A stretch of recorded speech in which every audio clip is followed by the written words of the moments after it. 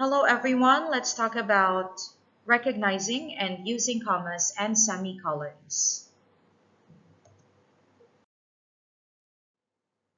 Objectives: use commas to separate and set up sentence elements, and use semicolons to separate items in a series. Let's begin by defining what commas and semicolons are. So both commas and semicolons are punctuation marks used within sentences. They help readers understand the meaning of a sentence by clearly separating different parts.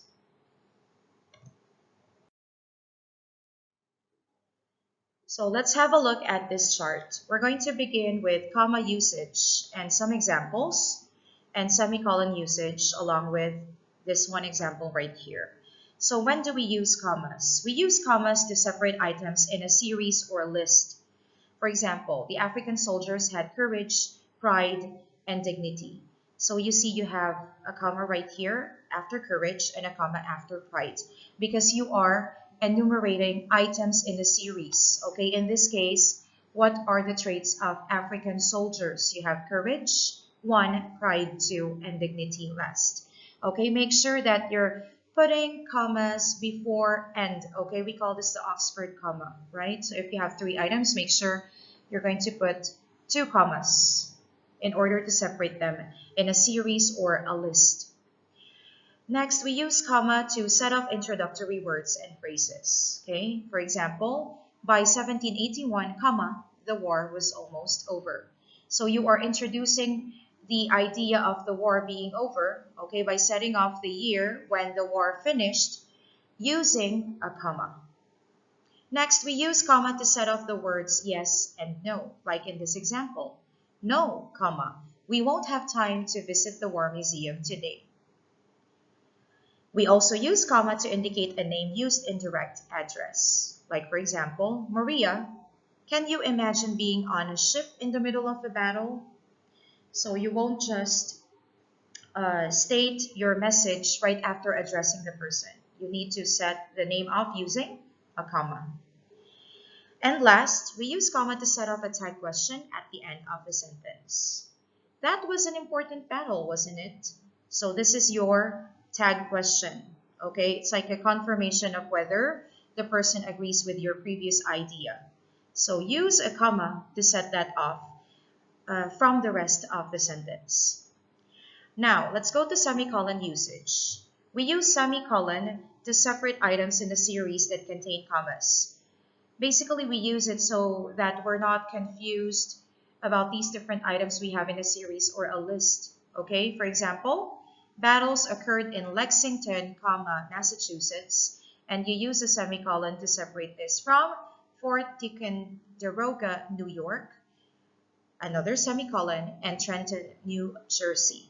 Okay, so because you already have commas separating the towns from the states, you use a semicolon to separate the different states from each other.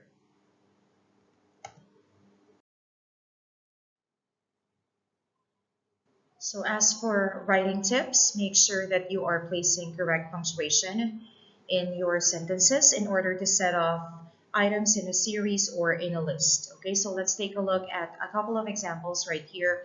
First example with incorrect punctuation and second with the correct ones. Yes, our captain steered the ship safely through high winds, strong currents, sharp rocks, and other obstacles.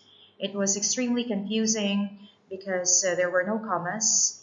As a reader, I did not know how to pace the sentence and also where to pause and when. But if you put correct punctuation, as in this example, then it's going to be a better read. Yes, our captain steered the ship safely through high winds, strong currents, sharp rocks, and other obstacles. Now for practice, you can turn the pages of your book to 199. Insert commas or semicolons to correctly punctuate each sentence. So we're just going to go through 2 examples right here and then you will do the rest. Number 1, when James signed up to be a sailor, he had no idea of the discomfort, danger, and hard work involved. So where do you think should you place the commas? First comma should be placed after discomfort, okay? And second comma should be placed after danger. So in this sentence, it's like you are enumerating the different challenges, okay, that James Forten has experienced when he signed up to be a sailor. Now let's go to example number 3. The 4 officers on the ship were from Malvern, Pennsylvania, Trenton, New Jersey, Lebanon, Pennsylvania, and Baltimore, Maryland. So if you would notice, you already have commas separating the towns from the states. But what you need now are semicolons in order to separate the states from each other. So first semicolon goes after Pennsylvania, second semicolon after New Jersey, third after, once again, Pennsylvania, and that's it. Okay, now let's go to page 200. We're going to correctly punctuate the sentence after each introductory word or phrase. Okay, so this is very easy. All of the introductory words and phrases have already been underlined for you. 1, like James Forten, many successful African Americans worked to abolish slavery. Where should you place the comma? So if your answer is after like James Forten, which is your introductory phrase, then you are correct. Last, page 201, rewrite each sentence with correct punctuation. Number 1, please pass me the index cards, Roberto.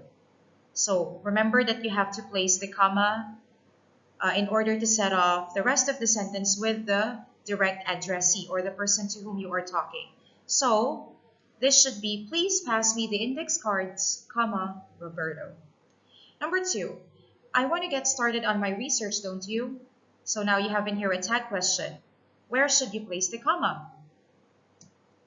So if your answer is this, I want to get started on my research, comma, don't you?